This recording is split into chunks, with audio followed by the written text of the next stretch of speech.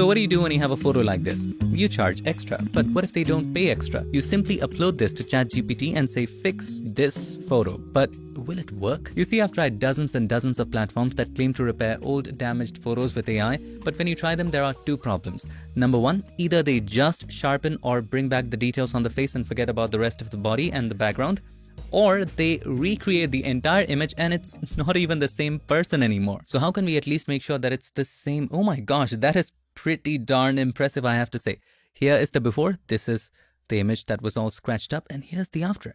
I am impressed. Let us try a better prompt, and this time to get it more cleaner, we are going to request to restore this old photo to look as if it was taken today with high-resolution digital cameras without changing anything about the image.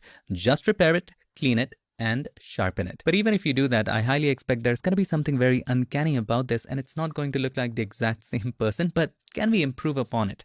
Let us take a look. Now here is the result we get. Very, very impressive, but still doesn't look exactly like the same person. So how do we make it better? Let's open this up in Photoshop and see if we can make magic. We just have to match the face. Clothes and stuff, they move a little and it's absolutely fine. So let's bring in the original image. I'm going to go to my Finder. Here's the original one. Just drag it and drop it right here just for a reference. I'm going to make it smaller. And as you can see, it is almost similar, but the lips are not kind of matching. First of all, let's go to image size. Let's upscale it a bit and we can add details later. Let's go for 2000 by 3000. Hit OK. Keep it automatic. And as you can see the lips here and see the lips there. They are slightly different. Also, the face shape needs to be adjusted. Very easy to do in Photoshop. Just with the background layer selected, press Ctrl or Command J, and this time we really need to be artists. Go to Filter, Convert for Smart Filters out of good practice so we can change the values later, and then go to Filter, Liquify. Now when we are in Liquify, we can make changes here, but we also want the reference in the corner. So for it, just scroll down, choose Show Backdrop. Remember the name of the layer in which we had the reference. It was Example 1 Restore. And we want it to be in front, not behind, in front. Let us decrease the opacity slightly because if you increase it and try to make any change, this error is going to show up. So let's decrease it at about 74. It shouldn't be an issue. And now you can of course use the forward warp tool at the top and push things in like so. But you know what's easier as a first step? Scroll up and you will see Face Aware Liquify. Just open it up if you're not seeing it and it will detect the face, and from here adjust whatever you want. For example, the lower lip needs to be a bit larger. So let's scroll down into the lips section, mouth section, lower lip. I'm just going to extend it a bit more. There you go. Mouth width. Let's make it slightly larger. Now it is getting closer to the original one. Let's go to the face shape section. Make the jawline narrower like it is in the main one. And if you want to be super accurate, you can also superimpose the image. But to my eyes, this just feels like a more natural way to do it. Hit OK once you're satisfied. And there you go. This is so darn much closer. Now, while we are at it, why not do a couple more adjustments with brightness and contrast? For it, let us create our favorite adjustment layer. Click on the adjustment layer icon and then choose curves. Make the brights brighter. We already have a lot of space here. Take the rightmost slider to the left like so, to this point, and do the same with the left hand side. There you go. So much more pop, so much more drama. I think I like this. Let us have a look at the before and after. Here is the before and here is the after. But I don't think it's always going to be that simple. What if you have a photo like this? The face is much smaller, has lesser details. It's not an easy face. Also, there are so many details in the photo, and I'm damn sure this is not going to be easy. But how do we make it better? Let's get it to ChatGPT, type in the same prompt, and apply it. By the way, if you're really interested, you can get the prompt here or just copy it from the description. Now, this one is a color photo, which is a good thing. The details on the body are intact, but here's the biggest issue. It's not the exact same person. It is just somebody else. The first thing we can do is try a couple times, maybe 2 or 3 times, until we get something that looks similar. So I'm going to go ahead and try a few more times and see what it does. By the way, if you just want to generate colorized photos, you can easily type that in the prompt, as in colorize the photo as well, and it should do that. Now this photo is closest to the original in terms of structure, but the face is absolutely not matching, and it's going to be very tricky to match it. But I've got a trick up my sleeve. So here we have it opened in Photoshop, and on top of it, we are going to open the original one. Just place it there, hit enter or return. And to align the face best, let us change the blend mode from normal to difference. Anywhere there's a misalignment, it's going to show up with this blend mode. Control or Command T and move it so that the eyes align like so. Now it's not going to completely align, but we'll try our best. Hold the Alt key or the Option key and click here to place the anchor point there. If you're not able to see the anchor point, make sure this is checked. And then we are going to make it larger or smaller to make sure that everything is matching to its best. So let's make it slightly larger. Things are matching pretty well. And we are going to leave it at that. Hit enter or return. Now let's change the blend mode from difference to normal. Now can we actually recover the face from this original image, keeping everything intact? Let us try it. Photoshop actually has a way. Let's go to filter, neural filters here. And Photoshop has a photo restoration thing. It does the face good, but not the rest of the body. So let's try it here. It is better, not the best. Let's enhance the face even more. So that's one of the things you can do, and then match the face. Another way is, if you have Topaz Photo AI, you can try that too. So with this layer selected, press Ctrl or Command J just to make a copy. And in this copy, we are going to take away the neural filters like so.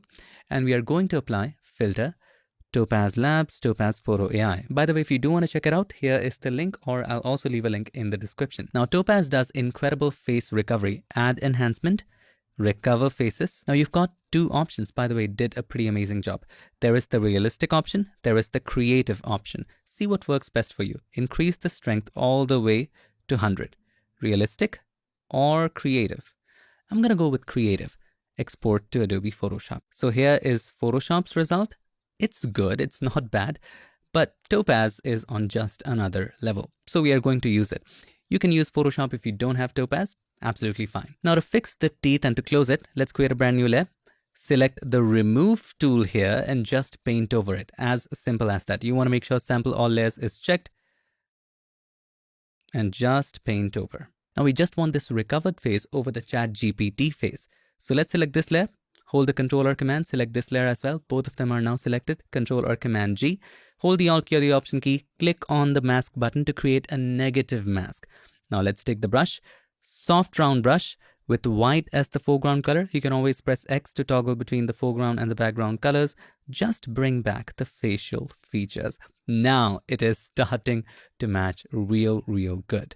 But what about the colors? You can actually steal the colors from the ChatGPT photo itself. With the background layer selected, press Ctrl or Command J, place it at the very top and change the blend mode from normal to color. And you can limit it just to this area by holding the Alt key or the Option key and click on the line between these two layers, and you can actually name this color. Now I know this looks odd because we need to correct the colors. Not everything was lined up. So let's create a brand new layer. Hold the Alt key or the Option key and click on the line between these two layers as well to limit that. Change the blend mode of this new layer to color.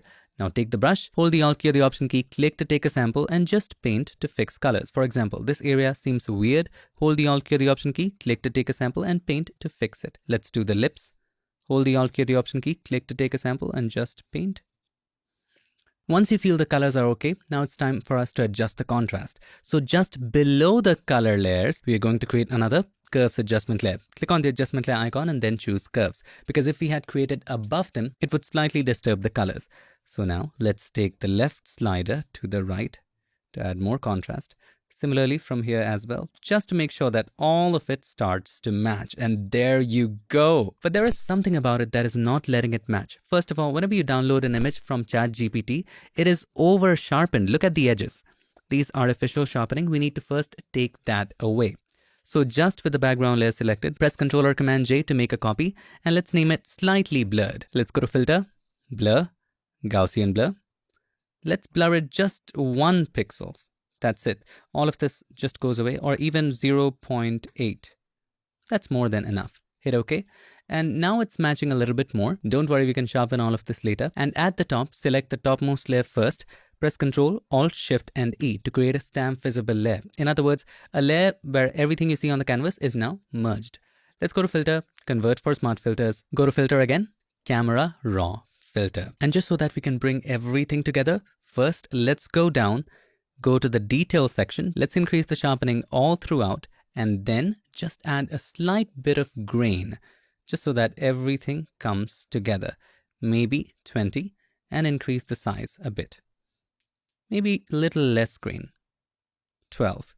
Hit OK. You can skip all of this, do upscaling, that is up to you. But here's the overall before and here is the after. This is a crazy night and day difference. So AI by itself is right now not enough. You need a bit of HI or human intelligence to bring everything together. I hope you enjoyed a video like this. It was spontaneous. I didn't plan it ahead.